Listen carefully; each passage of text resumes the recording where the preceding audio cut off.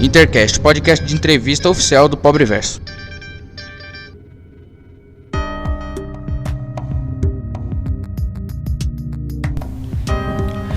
Olá, caros ouvintes, aqui quem fala é o Henrique Z, como é que vocês estão? Estou aqui na presença do meu lado aqui, o Matheus. E aí galera, tudo bem?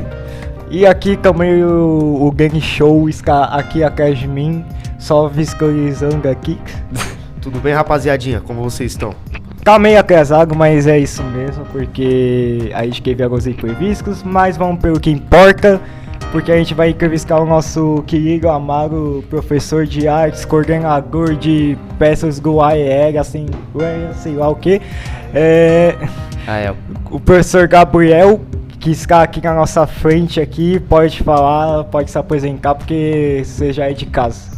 Salve família! E aí, tudo certo? É um prazer estar aqui com vocês hoje. E é muito bom também, porque aqui é tudo no improviso, mas vamos lá. A gente vai começar o nosso querido Intercast, que é sobre a escola e a comunidade dela e aos arredores. E a gente vai perguntando algumas coisas aqui pro nosso entrevistado, que é muito importante. Primeiro, já começamos com o nome. Vamos conversar primeiro sobre a pessoa em si. Então, seu nome, sua idade, o que você faz exatamente. E por que você escolheu essa profissão de professor? E se você veio de uma escola pública ou particular.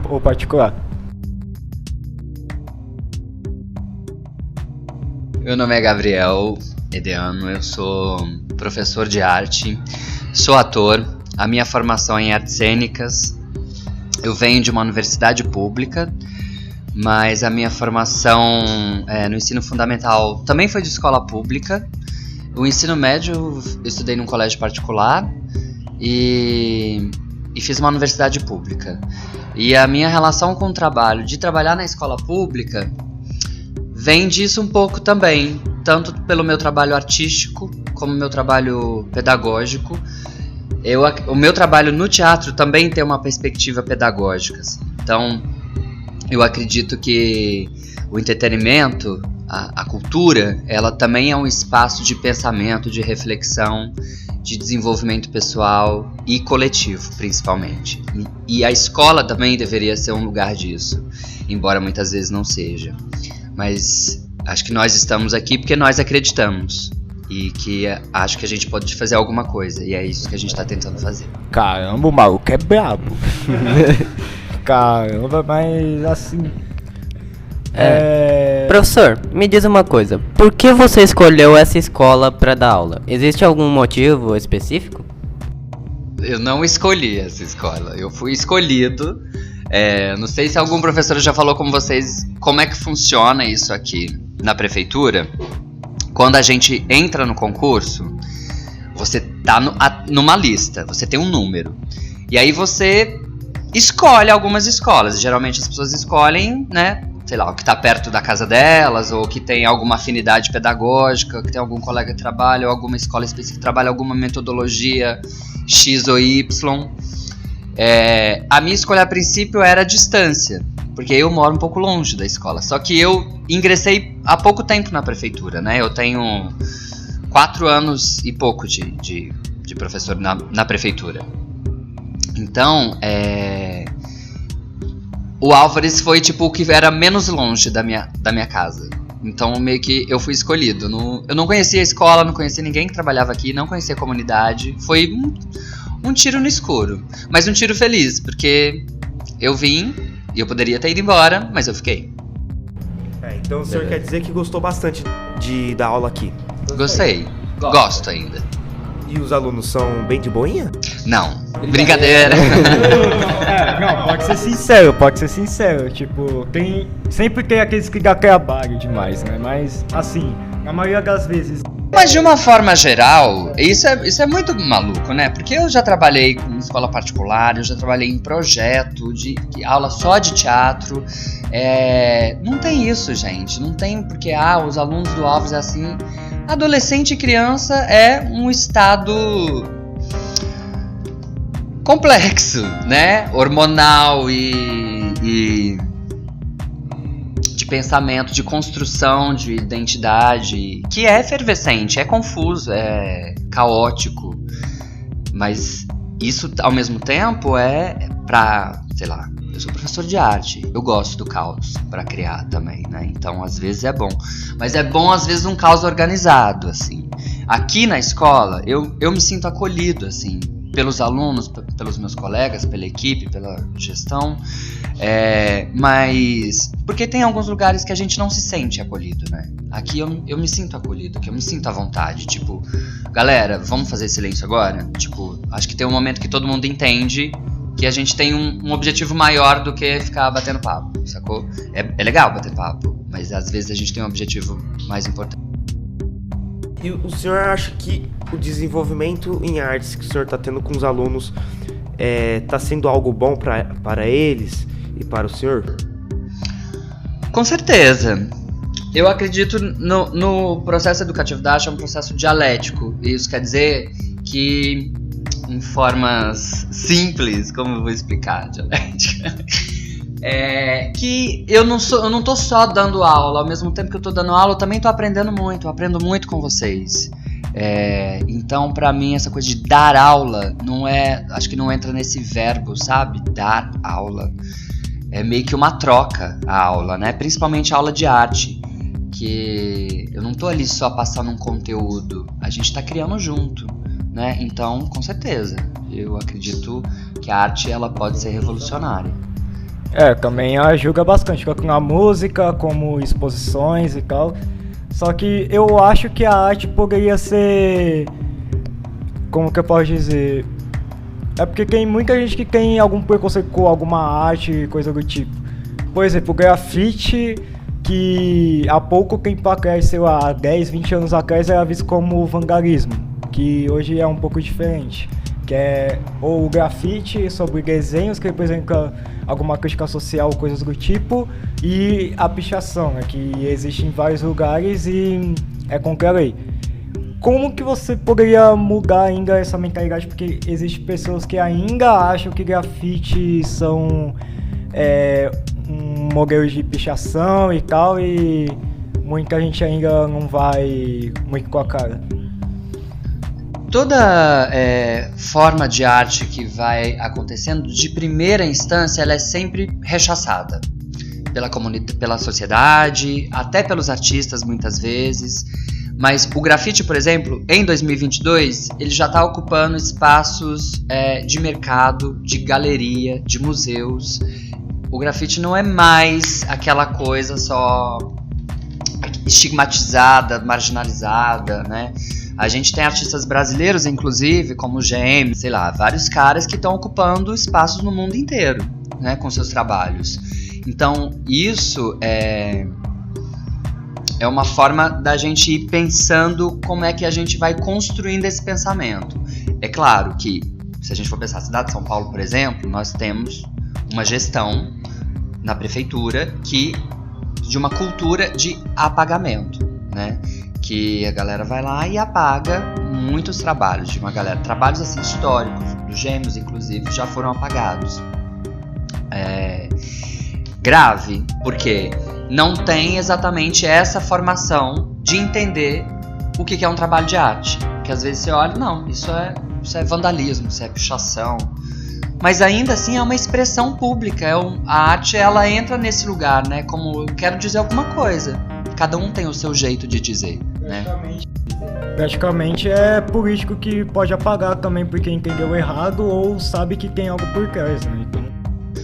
E todo artista, todo grafiteiro sabe que aquilo pode ser efêmero, que pode vir outro artista e produzir em cima, que pode ser apagado pela prefeitura, que o tempo vai corroer, enfim, todo artista sabe que a arte urbana, ela tem essa efemeridade, né? Ela pode acabar a qualquer momento, assim. Agora, isso na escola, eu trabalho como um conteúdo, né? O grafite é uma linguagem visual específica, que tem técnicas específicas, que traz uma perspectiva política, principalmente de relação com a cidade, com o espaço urbano. Mas também tem outras formas de artes assim, como, por exemplo, exposições e algumas coisas assim. Mas você trabalha mais no período da manhã ou da tarde, assim? Porque, pelo jeito, você trabalha, pelo que eu tô vendo, mais de manhã do que à tarde. Sim, eu sou professor do Ensino Fundamental 1, que aqui no Álvares é só de manhã. Eu sou professor dos primeiros, segundos, terceiros, quartos e quintos anos. Dá muito trabalho? Eu trabalho. O trabalho do professor é trabalhoso. Principalmente, sei lá, o primeiro e segundo ano e o quinto, por exemplo, porque quando tinha a professora de artes, era basicamente assim, era o primeiro e segundo ano, aí o quinto ano também, que é a fase do pré-adolescente. Como que você acha os anos que dão mais trabalho de manhã? Não sei se tem muito isso. Cada um tem uma qualidade de aprendizagem muito específica da faixa etária, né? Do seu tempo de desenvolvimento. Então, por exemplo, os primeiros anos, eles não estão alfabetizados ainda. Então, é um trabalho menos conceitual, né? Eu não vou trazer um texto pra gente analisar, por exemplo. Não faz nenhum sentido, né? Então, são características de trabalho diferentes. Eu não sei se tem exatamente isso que dá mais ou menos trabalho. Cada um são características distintas, né? Cada ano tem sua especificidade. Voltando para Gabriel como presidente da República 2030, agora, até porque 2026, sei lá quando, mas tem que ser presidente aqui, tem que colocar arte em tudo, tem que colocar os grafites assim, falando, eu cresci no Álvares de Azevedo. Seria incrível ter uma gestão assim, imagina. Um sonho. Em todas as escolas que eu estudei, com exceção dessa, mais tarde os muros externos delas vieram a ganhar grafites, e a maioria desses grafites faziam críticas sociais. Esses tempos eu fui visitar as escolas que eu estudei, eu vou falar o nome delas, mas eu não sei se vocês vão reconhecer, porque nem nessa zona acho que era na zona sul. É a escola do Paulo Setúbal e a escola do Matilde. São escolas com um ensino bem, na época pelo menos que eu estudei, um ensino bem precário, infelizmente, com os professores não dando bola para os alunos. Era sempre aula vaga, educação física, artes principalmente, era aula vaga. E com o grafite eu senti que alguns alunos sentiram uma certa motivação para poder vir estudar, porque parecia que eles se sentiam motivados por alguma força maior depois que viam os grafites no muro da escola, que eram realmente grafites muito bonitos, que chamavam bastante atenção, que faziam críticas sociais, compreensível até para os alunos do primeiro ano. E eu acho que seria interessante também fazer aqui, né, nessa escola. O problema é que, né, também tem a cultura que o senhor disse, do apagamento. Então eu acho que embora seria bom, também seria ruim para a comunidade, ruim entre aspas, né, entre muitas aspas. É só isso que eu quis falar mesmo. Entendo, cara. Professor, agora eu vou perguntar uma coisa sobre a exposição em si. Vale lembrar que já sabemos que foi uma exposição assim, que a gente já viu, foi incrível até, mas assim, como foi organizar essa exposição? Você já tinha feito algo parecido antes, em algum lugar? Sim, esse trabalho, essa exposição, na verdade, a minha intenção era criar um ambiente imersivo, que na arte a gente chama de instalação, que é um tipo de obra de arte específica que o espectador, o público, de alguma forma faz parte da obra, né? Esse trabalho nós começamos em março, a partir do dispositivo de pensar o Dia Mundial da Água. E eu trabalhei com todos os anos ciclos, né, do primeiro ao quinto ano, com atividades distintas, assim, pensando, né, a faixa etária de cada ano e de acordo com o currículo de cada turma também, adaptando o tema da água em diferentes linguagens artísticas, a partir de colagem, desenho, recorte, escultura, intervenção urbana. A gente fez os estudos de mapas também, tentar achar esses mapas desses rios, como é que é o trabalho cartográfico da pessoa que desenha mapas, que forma visual que tem isso, as formas de um rio na cidade, que tem essa coisa meio raiz, assim, que a cidade vai se desenvolvendo ao redor de onde tem água, que a água é vida também. Então, foi surgindo o tema, assim.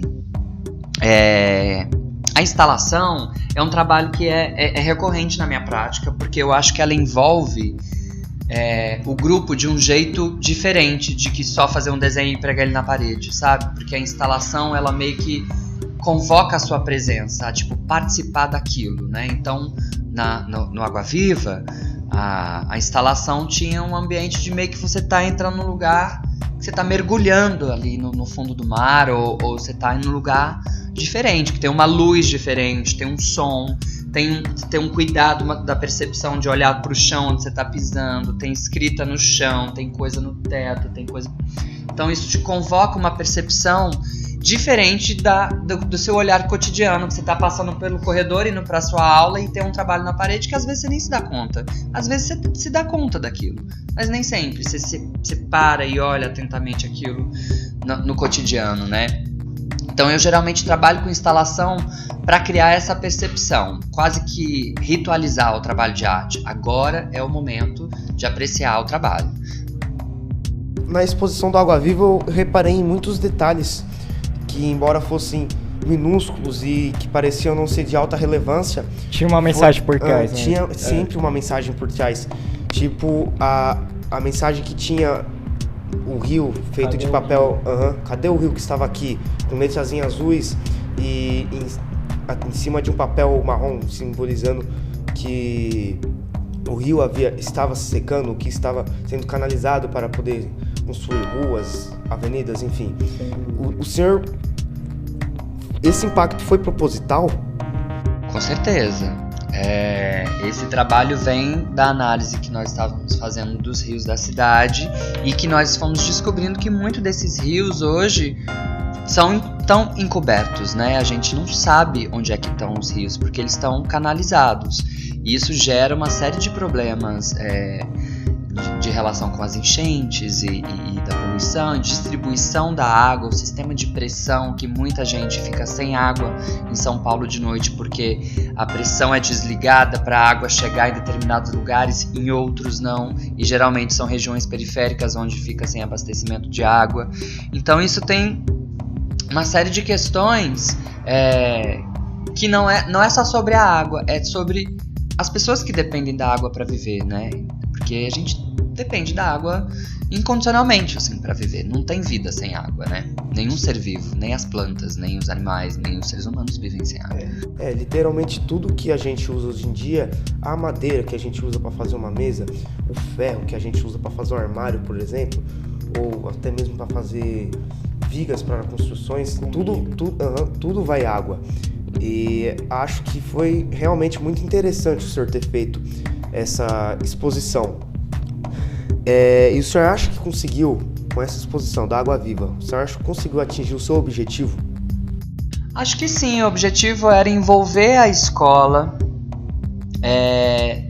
trazer para os alunos uma perspectiva de protagonismo, de eles valorizarem o trabalho que eles mesmos fazem. Porque muitas vezes vocês fazem um trabalho em sala de aula e esse trabalho fica ali esquecido no seu caderno.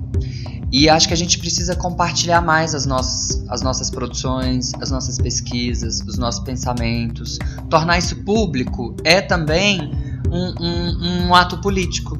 A gente, principalmente quando se fala de arte, porque a arte é comunicação, né? É uma área da comunicação. A arte ela não é para ficar ali escondida no seu caderno.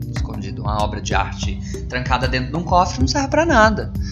Ela serve quando ela está em diálogo com o espectador, o teatro em diálogo com o público, o cinema, a música, só faz sentido quando alguém está te escutando. Então, para mim faz sentido nessa perspectiva, dos alunos se sentirem motivados a produzirem, a verem os seus trabalhos sendo valorizados, né? Com os pais olhando, com os outros professores olhando os trabalhos, os colegas olhando os trabalhos. Isso, em sala de aula, eu sinto que gera uma mudança. Eles já estão perguntando quando é que a gente vai fazer uma nova exposição. Então isso dá uma certa motivação para eles produzirem e criarem também.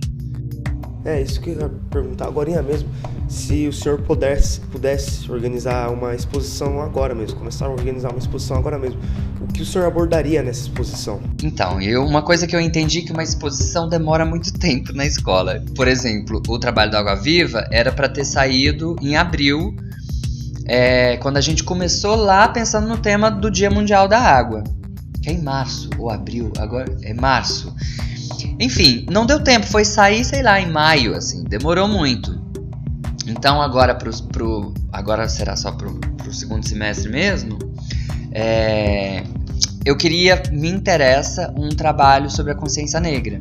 Então, mas eu imagino que a gente vai ter que começar a produzir, tipo, em agosto já tem que começar essa produção para organizar essa exposição que vai ser lá em novembro. Se o senhor pudesse contar com a ajuda do Fundamental 2, dos 6º aos 9º anos, o senhor contaria com essa ajuda? Com certeza, quem estiver disponibilizado a ajudar, escola junto. Só chamar que a gente vai ser um prazer. Em relação à arte, você tem alguma história relacionada ao seu trabalho de artes que foi, assim, inusitada ou maluca ao mesmo tempo? Porque eu vejo que professor de arte tem muitas histórias e ele acaba transformando isso ou em livro ou em algum teatro, por exemplo. Você tem alguma história relacionada com algo inusitado que aconteceu durante seu trabalho ou na sua vida inteira? Então, esse trabalho do Água Viva, inclusive, eu fazia parte de um coletivo que chamava Garrafas Térmicas e era um coletivo de intervenção urbana. E a gente criou uma intervenção que chamava Tudo de Água para Você, que era na época, em 2017, quando a gente teve uma grande crise hídrica em São Paulo, de abastecimento, e que o governo estava falando que a culpa era das pessoas, que as pessoas gastavam muita água. E tipo, não era culpa das pessoas, e não era culpa só do tempo, que pena, parou de chover. E qual é o planejamento que nós vamos ter para isso então? Né? Qual é as nossas redes de abastecimento? Por que a periferia está ficando sem água e Higienópolis continua com abastecimento o tempo inteiro? Então o trabalho era um pouco sobre isso. E aí a gente criava uma praia na Paulista, assim, ia todo mundo de roupa de banho, biquíni, sunga, e a gente fazia umas intervenções com balde vazio, criava umas imagens, umas partituras, meio dança, assim, num percurso pela Avenida Paulista e acabava com uma praia seca onde todo mundo morria de desidratação. Esse trabalho, Água Viva, também me motiva nesse sentido, ou seja, meu corpo já passou por essa experiência, né, assim, de investigar esse tema, a relação com a água. Então, para mim já era uma coisa que me afetava, né? Eu gosto da palavra, isso te toca, como que isso te envolve e te modifica, assim. Então acho que eu faço esse trânsito do que eu tinha falado lá no começo, da minha experiência pedagógica, do que eu trago da escola para a escola, são coisas que eu geralmente vivencio na minha vida profissional, né? No trabalho que nós apresentamos hoje, por exemplo, da AEL, tem muitas referências do último espetáculo que eu fiz também, né? Pensar a pauta do racismo também, são questões que têm me provocado, assim, principalmente pela reivindicação dos estudantes, pela necessidade, pela urgência que eu sinto em falar sobre isso no espaço escolar. Então essas coisas a gente vai trazendo tudo, né? Porque não dá para dissociar, separar o que é o Gabriel artista e o que é o Gabriel professor. É tudo uma coisa só, uma coisa tá dentro da outra, então eu vou trazendo uma coisa pra dentro da outra e misturando isso tudo. Caramba, mano. Nossa, é muito interessante, porque você fala e ao mesmo tempo você já se perde, você continua falando, é um tipo de arte... Eu sou geminiano, gente, desculpa. Astrologia. A minha aula é exatamente assim, confusa e caótica. Ainda bem que é uma coisa que é astrologia, mas assim... Nossa, parece eu falo de uma coisa que eu gosto muito, eu só vou entregando. É tipo um tipo de arte mesmo, de comunicação. E assim, eu acho que foi interessante, assim, você ter feito esse trabalho, até em 2017 ficou a Cantareira também. Só que também poderia ser um pouco culpa das pessoas, mas não era o principal também. Talvez seja o planejamento hídrico, mas também teve pessoa que gastava e ainda gasta hoje em dia muita água, mais do que necessário. Não, total, isso com certeza. Por exemplo, pessoas que lavam calçada. Gente, não façam isso, por favor. Você não tem vassoura. precisa. Você tem vassoura, você pode, né, dar uma limpada assim. A calçada sempre vai estar suja, não importa. Vai ter poeira, vai ter bicho, vai...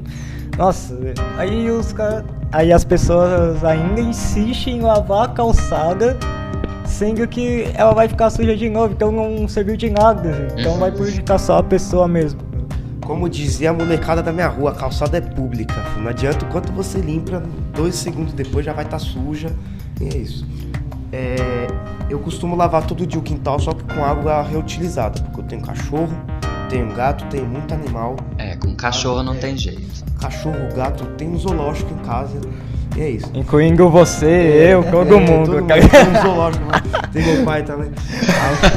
Foi comprar cigarro. Aí eu costumo lavar o quintal todo dia, e todo dia quando eu saio na rua e varrer a calçada, sempre tem um vizinho usando mangueira pra lavar a calçada. Isso me dá uma vontade de gritar: "Ô, por que varre? Por que você tá varrendo com a mangueira? Mangueira não é vassoura." Sempre é assim, meus vizinhos, parece que eles têm mania que combina. 9 horas da manhã, todo mundo varre calçada com mangueira. E é uma coisa muito ruim, sabe? Porque depois que falta água, todo mundo coloca a culpa no governo, mas não vê o próprio erro, entende?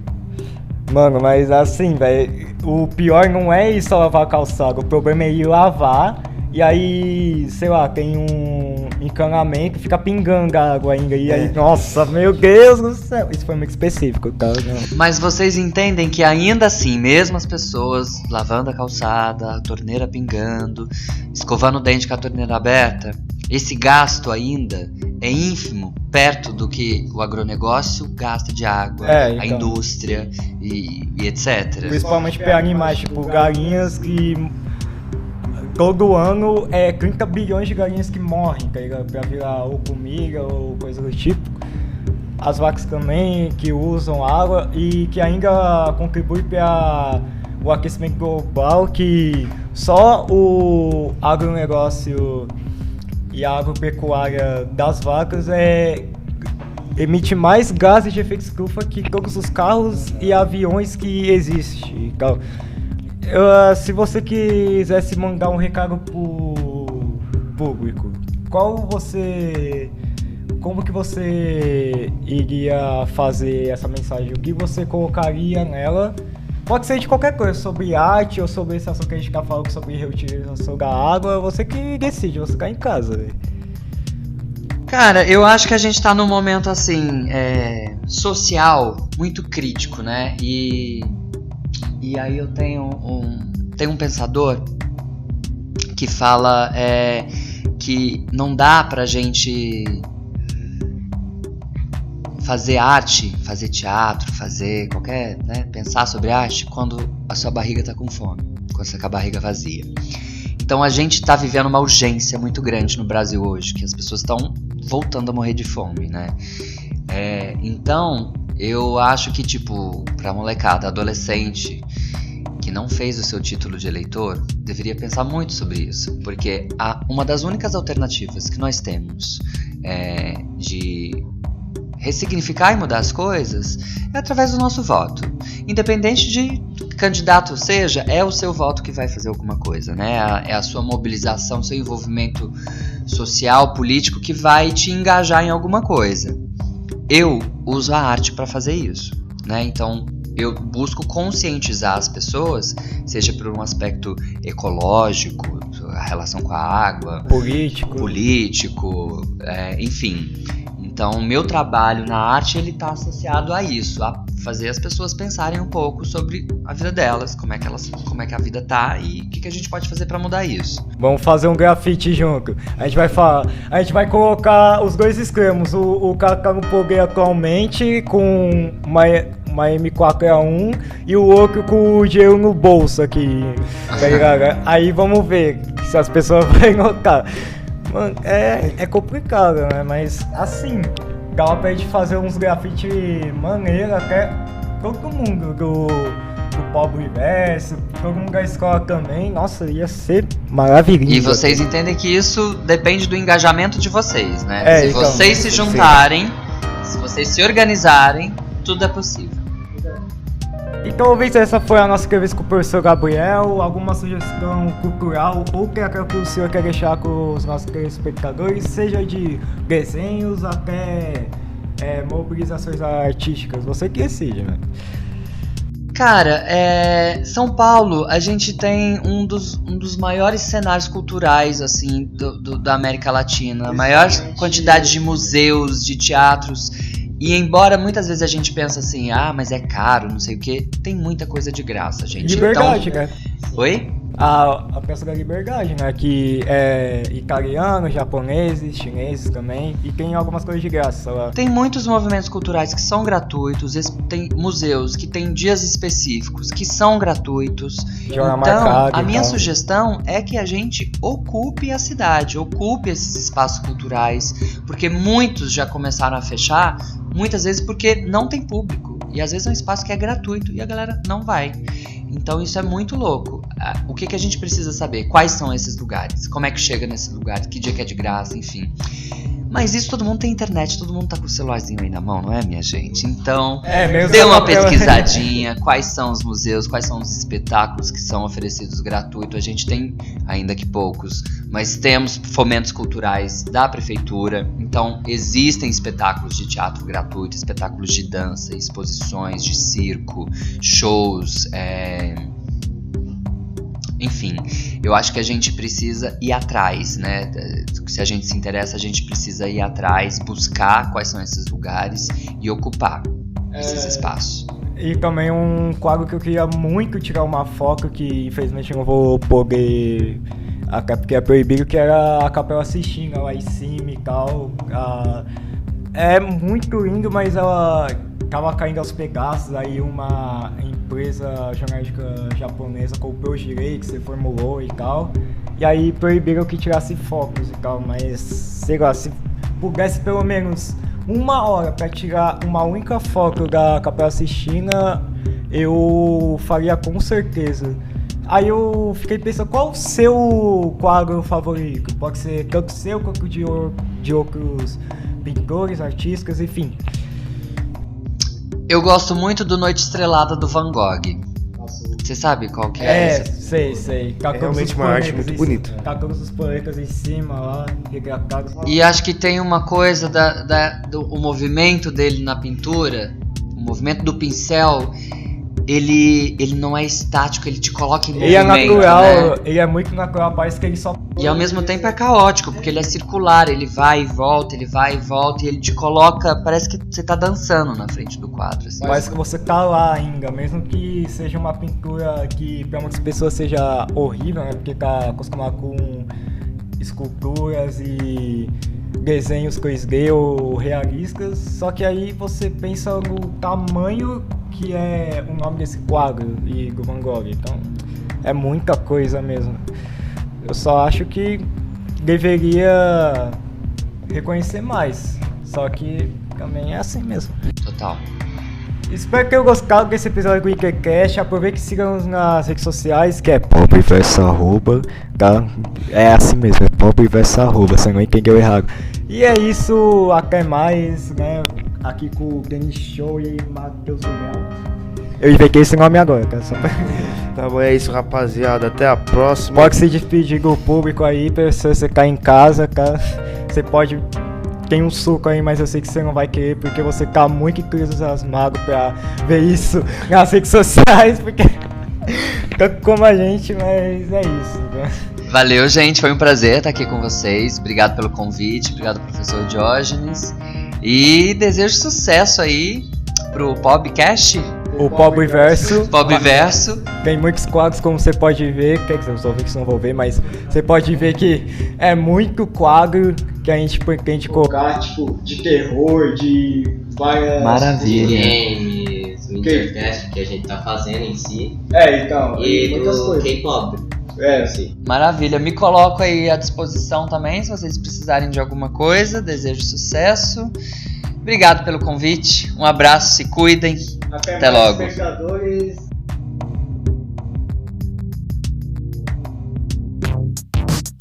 Gostou dessa entrevista? Quer mais? Envie suas sugestões nos comentários ou em nossa DM no Instagram.